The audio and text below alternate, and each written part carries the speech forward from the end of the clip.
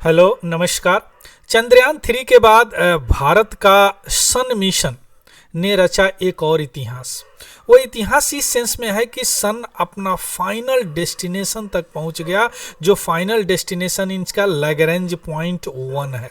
इसलिए इस मिशन को ही बोला गया आदित्य L1। आदित्य जो कि मिशन है, जो कहाँ जाएगा, जाने वाला था L1 तक, है ना, वह आज पहुंच चुका है, यानी 6 जनवरी 2024 तक। 1 जनवरी को हमारा फर्स्ट टाइम एक्सपोसैट लॉन्च हुआ और आज एक और इतिहास इंडिया ने रच दिया, इलाइट ग्रुप में शामिल हो गए कि वह अपना फाइनल डेस्टिनेशन तक पहुंच चुका। तो इस वीडियो के माध्यम से हम देखेंगे एक्चुअली इंडिया का सन मिशन, जो सन को ऑब्जर्व करेगा, सन का स्टडी करेगा, सूर्य देवता को स्टडी करेगा।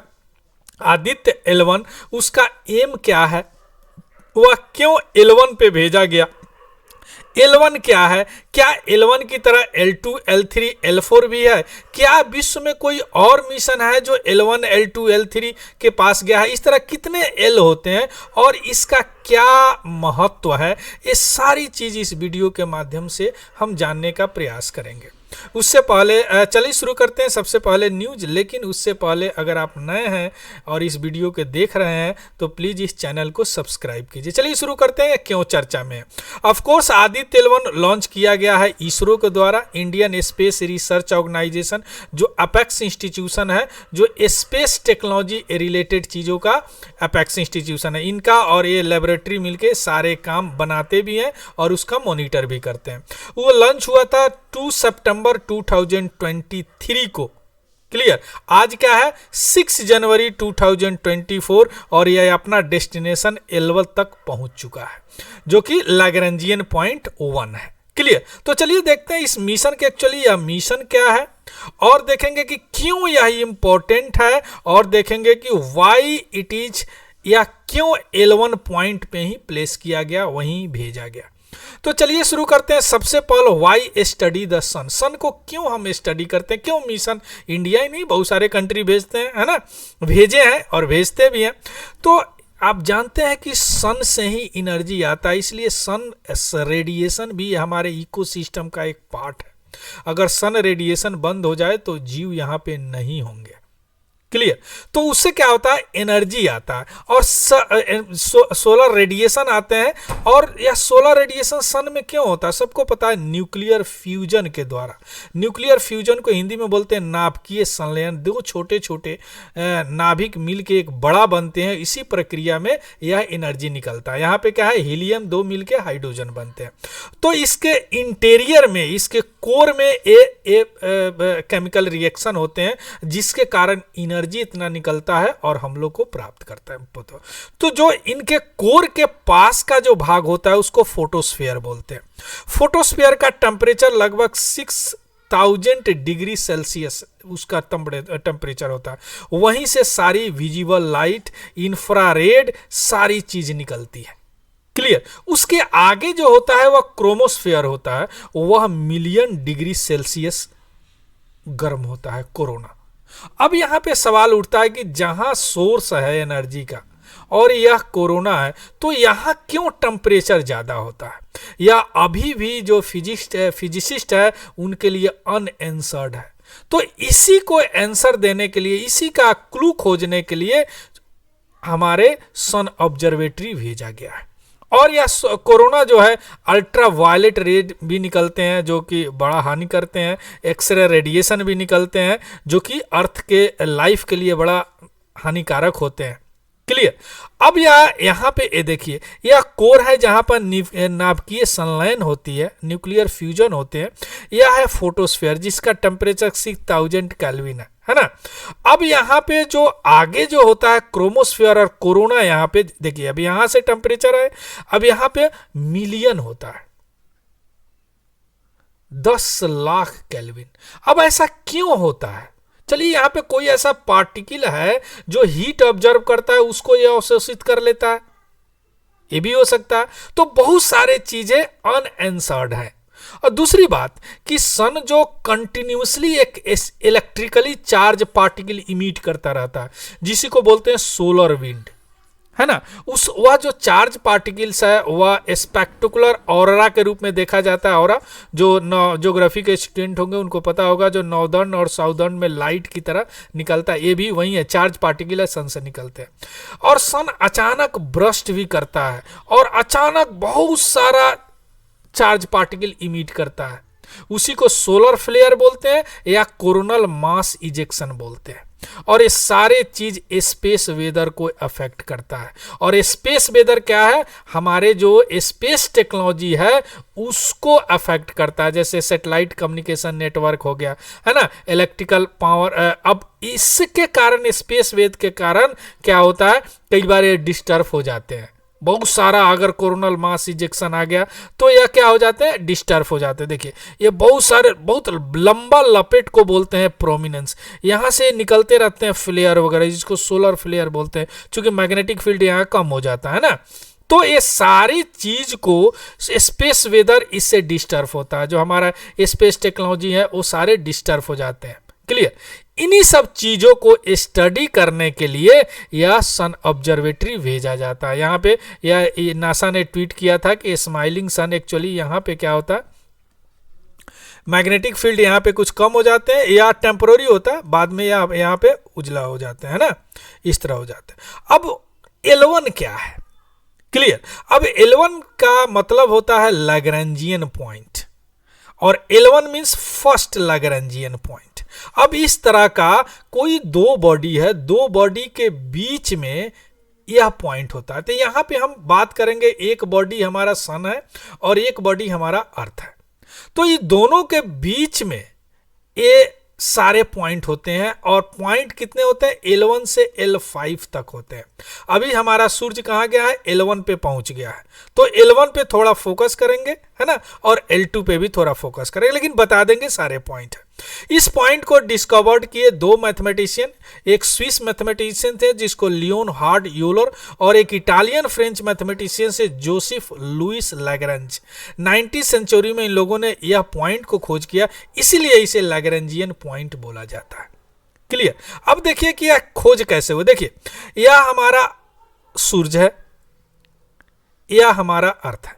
अब आप जानते हैं कि हर बॉडी में अपना एक ग्रेविटेशनल फोर्स होता है, ग्रेविटेशनल पुल होता है, इतना तो पता है ना। अब जितना बॉडी का मास होता है, ग्रेविटेशनल पुल उतना ही ज्यादा होता है ना। अब यह जो सूरज है इसका मास पृथ्वी की अपेक्षाकृत ज्यादा है, तो इसका ग्रेविटेशनल पुल भी ज्यादा होगा। यानी कुछ पॉइंट तक, मान लीजिए कि इस पॉइंट तक इनका ग्रेविटेशनल पुल काम करेगा, अर्थ का भी कुछ पॉइंट तक ग्रेविटेशनल पुल काम करेगा, लेकिन कुछ एक पॉइंट ऐसा होगा जहां से दोनों का ग्रेविटेशनल पुल कैंसिल आउट हो जाएगा। बात समझिए, है ना।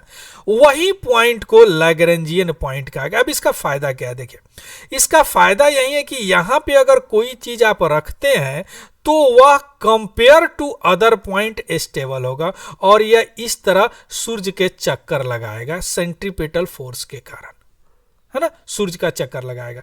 अगर यह थोड़ा सा इधर आ गया तो सन खींच लेगा, थोड़ा सा इधर आ गया तो अर्थ खींच लेगा। यही है लैग्रेंजियन पॉइंट 1। और इस पॉइंट से 60 डिग्री एंगल और इधर 60 डिग्री एंगल बना दीजिए, और पीछे इसके पॉइंट को खींच दीजिए, तो यह हो गया, या आगे यह सन है, अर्थ है, इससे आगे यहां भी कोई सेलेस्टियल बॉडी होगा तो वह L2 हो गया। उसके यहां सन अर्थ सिस्टम पे L1 हो गया, यहां पे कोई बॉडी हो गया, क्योंकि इनवर्स में बहुत सारे बॉडी है, ऐसा नहीं केवल हमारा सूर्य है और अर्थ पृथ्वी ही है। L1 हो गया, पीछे चले जाइए तो L2 हो गया, 60 डिग्री पर चल जाइए इधर तो L2 L3 L4 हो गया, और यहाँ पे L5 हो गया। यहीं पे सारे एस्ट्रॉयड रहते हैं, ये नेचुरल स्टेबल है, यह नॉर्मली मार्स और जुपिटर के बीच में होता है। और यहाँ पे टॉर्जन होते हैं, टॉर्जन भी एस्ट्रॉयड की तरह होते हैं, लेकिन इनका अपना पाथ नहीं होता है, यह क्या किसी बड़े प्लैनेट के पाथ को शेयर करते हैं, और एस्ट्रॉयड का अपना पाथ होता है। जिस तरह सूर्य का पृथ्वी का मेरा अपना पाथ है ना, इस पे घूमते हैं ना सूर्य के चारों तरफ, है ना। तो इसीलिए इस लैग्रेंजियन पॉइंट पे डाला गया। क्लियर। अब यहाँ पे देखते हैं कि यही बात लिखा हुआ है कि Earth gravitational pull of a spacecraft जो वीकर हो जाएगा तो मूव करेगा, है ना। तो इसलिए यहाँ पे यह दो सेलेसियल बॉडी के बीच में जो कि सेंट्रीफ्यूगल फोर्स कैंसिल आउट कर दे सेंट्रीफ्यूगल फोर्स से, यानी वहाँ पे वह स्टेबल हो जाए। चूंकि देखिए कोई भी अगर अर्थ के चारों तरफ अगर कोई चीज़ मूव करता है तो एक तो इसमें आप फोर्स देते हैं, फोर्स दे के वहाँ पे पहुँच गए, इसका ग्रेविटेशनल पोल इसको अट्रैक्ट करता है, लेकिन इसका हॉरिजेंटल फोर्स इतना ज़्यादा होता है कि ये कर्व में घूमने लगता है। अब इसका जो हॉरिजेंटल फोर्स जो प्रिपेयर होता है या सेंट्रीफ्यूगल फोर्स के कारण, यानी अगर इसका अर्थ का ग्रेविटेशनल पुल खींचने का ताकत और इसका सेंट्रीफ्यूगल फोर्स अगर दोनों बराबर हो जाए, है ना, सेंट्रीफ्यूगल फोर्स दोनों बराबर हो जाए तो यह घूमने लगेगा, कैंसिल आउट कर दे। अगर कोई ज्यादा हो जाए, जैसे इसका ज्यादा होगा अर्थ का तो खींच लेगा, इसका ज्यादा हो जाएगा तो आगे निकल जाएगा। आ रहा बात समझ में? इसलिए L1 पे डाला गया। अब इस L1 पे एक करेगा क्या, L1 पे करेगा क्या, देखिए L1 पे क्या करेगा। अब यह जो हमारा मान लीजिए आदित्य L1 है, यहाँ पे आज पहुंच गया है। अब इसका काम क्या है, इसका काम है कि इस अर्थ सन को मॉनिटर करना। यहाँ पे क्रोनोस्फीयर होंगे, यहाँ पे फोटोस्फीयर होंगे, इसे बहुत सारे सोलर फ्लेयर, कोरोन इंजेक्शन, बहुत सारे चार्ज पार्टिकल, उसको ऑब्जर्व करना, एनालाइज करना और यहाँ पे फोटो वगैरह खींच के भेजना। अब देखिए अगर हम यहाँ पे इसको डालते अर्थ के चारों तरफ घूमते सब, तो क्या होता, यह अर्थ के चारों तरफ इस तरह घूमता, लेकिन यह कॉन्स्टेंटली इसको ऑब्जर्व नहीं करता। चूंकि यह जब यहां से यहां तक होता तो अर्थ सन को देखता, पीछे सन को नहीं देखता, है ना।